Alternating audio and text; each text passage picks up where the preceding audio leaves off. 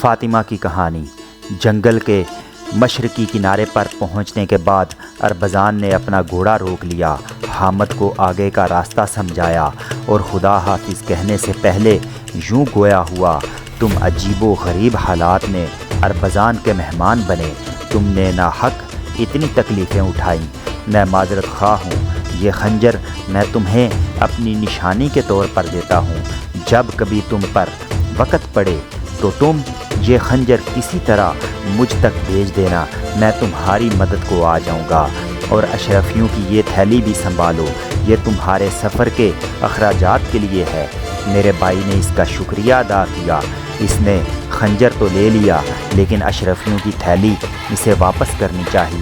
اربزان نے مزید اصرار کیا، پھر وہ تھیلی وہیں چھوڑ کر رفو چکر ہو گیا۔ حامد نے بالآخر وہ تھیلی اٹھا کر اپنی جیب میں رکھی اور خدا کا شکر ادا کیا اور بلزورہ کی جانب روانہ ہو گیا۔ کہانی کے اس موڑ پر پہنچ کر لیزا نے پل بھر کو خاموشی اختیار کی اور سوالیہ نظروں سے احمد کی طرف دیکھا۔ احمد نے کہا: اگر یہ صحیح ہے تو میں اربزان کے سلسلے میں اپنی رائے تبدیل کیے لیتا ہوں، وہ تو واقعی بھلا آدمی ہے اور تمہارے بھائی کے ساتھ اس نے بڑی نیکی کا سلوک کیا ہے۔ ولید نے کہا: اس کا برتاؤ ایک سچے مسلمان کا برتاؤ ہے، خیر اب آگے کا احوال سناؤ۔ لیزا نے جواب دیا: اگر آپ لوگ اکتا نہیں گئے ہیں تو میں باقی قصہ بھی سناؤں گا۔ یہ واردات بہت انوکھی اور دلچسپ ہے۔ سب نے لیزا کی آواز پر کان لگا دیے اور لیزا نے آگے کے واقعے کا بیان شروع کیا۔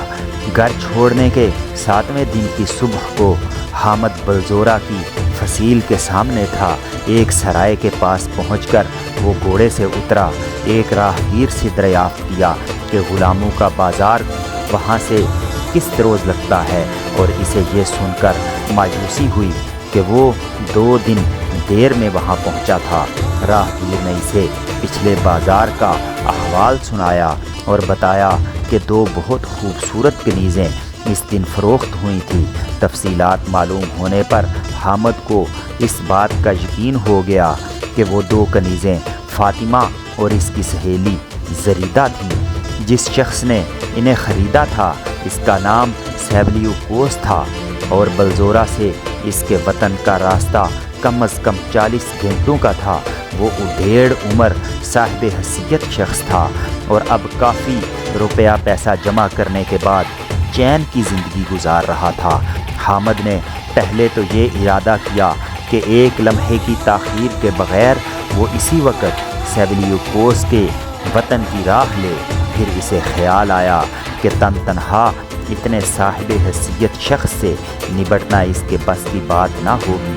کافی غور و خوض کے بعد اس کے ذہن میں ایک ترکیب آئی، یہ کہ وہ سلیج کے پاشا کی حیثیت سے اسے ملے۔ حامد نے اپنے بالوں میں اور داڑھی پر سلیج کے پاشا کے بالوں جیسی رنگت کا اخضاب لگایا، ایک جڑی بوٹی پیس کر اس کا لیپ بنایا اور پورے چہرے پر ملا۔ اب اس کی جلد کا رنگ کچھ گندمی ہو گیا تھا اور وہ حقیقت میں سلیج کا پاشا لگتا تھا۔ اس نے ایک خدمتگار سیبلیوکوس کے محل کی طرف روانہ کیا، اس پیغام کے ساتھ کہ وہ ایک رات اس کے گھر قیام کا طالب ہے۔ سیبلیوکوس نے غلاموں کا ایک پورا دستہ اس کے خیر مقدم کے لیے بھیج دیا۔ وہ بڑے اکرام کے ساتھ حامد کو اپنے ساتھ لے گئے۔ سیبلیوکوس نے حامد کو ہاتھوں ہاتھ لیا، بڑی عزت سے پیش آیا، خوب عمدہ کھانوں سے اس کی تواضع کی۔ کھانے سے فراغت کے بعد گفتگو کا سلسلہ چل نکلا اور باتوں باتوں میں سیبلیوکوس اپنی نئی کنیزوں کا تذکرہ کر بیٹھا۔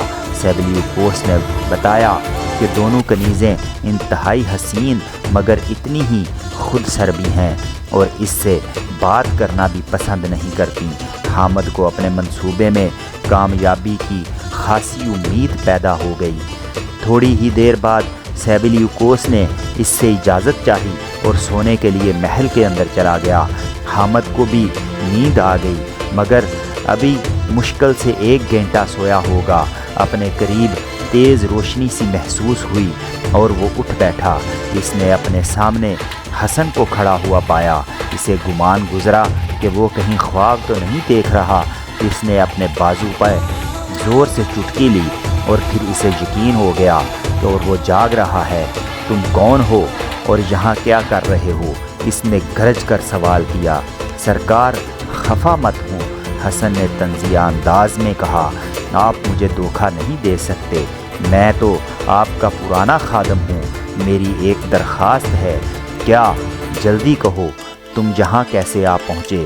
میں اربزان کا ساتھ چھوڑ آیا ہوں، حسن نے جواب دیا۔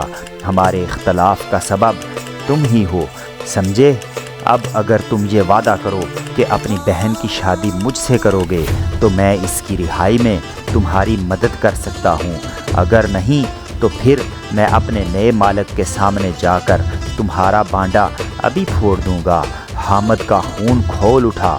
اب جب کہ اس کا منصوبہ کامیاب ہوتا ہوا نظر آ رہا تھا، بیچ میں یہ نیا فتنہ پیدا ہو گیا۔ اب صرف ایک ہی صورت تھی، یہ کہ حسن کو قتل کر دیا جائے۔ حامد نے ایک چست لگائی اور اس پر جھپٹ پڑا۔ حسن کے ہاتھ سے چراغ فرش پر گر پڑا اور بھڑک کر گل ہو گیا۔ اس نے پوری قوت سے چیخ بلند کی۔ حامد کے حواس جواب دے گئے، سارا منصوبہ خاک میں مل گیا۔ اب اسے اپنی ہی حفاظت کے لالے پڑ گئے تھے۔ اس نے لپک کر کھڑکی سے باہر نظر ڈالی کہ فرار کا راستہ لے، لیکن کھڑکی زمین سے بہت اونچی تھی۔ پھر اس کے باہر صحن کی دیواریں بھی خاصی اونچی تھیں۔ حامد نے اپنا خنجر نکال لیا، اپنے کپڑے سمیٹے اور کھڑکی سے باہر کود گیا۔ فرش پر پہنچتے ہی وہ دیوار کی طرف بھاگا اور بڑی تیزی سے اوپر چڑھنے لگا۔ پھر اس نے دوسری طرف چھلانگ لگا دی۔ اس کے بعد بھی اس نے دم نہ لیا۔ وہ بھاگتا گیا اور ایک جنگل کے قریب جا پہنچا۔ اب وہ بری طرح تھک چکا تھا، نڈال ہو کر زمین پر گر گیا۔